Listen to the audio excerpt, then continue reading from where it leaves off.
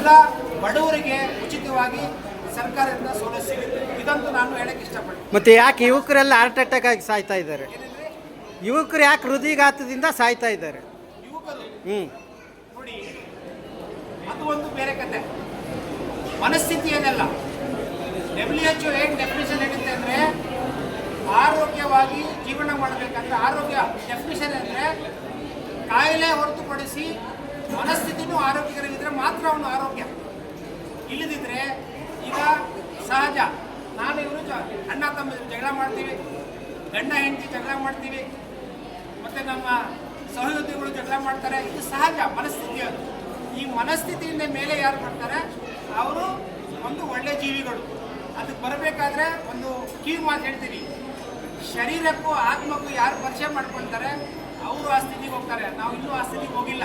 ನಮ್ಮ ಆತ್ಮನೇ ಬೇರೆ, ನಮ್ಮ ಶರೀರನೇ ಬೇರೆ. ಆತ್ಮ ಮತ್ತು ಶರೀರ ಯಾರು ಪರಿಚಯ ಮಾಡ್ಕೊಳ್ತಾರೆ ಅವನೇ ಶ್ರೇಷ್ಠ ಜೀವಿ. ಸೊ ಇದು ಹೇಳಕ್ಕೆ ನಾನು ಇಷ್ಟಪಡ್ತೀನಿ.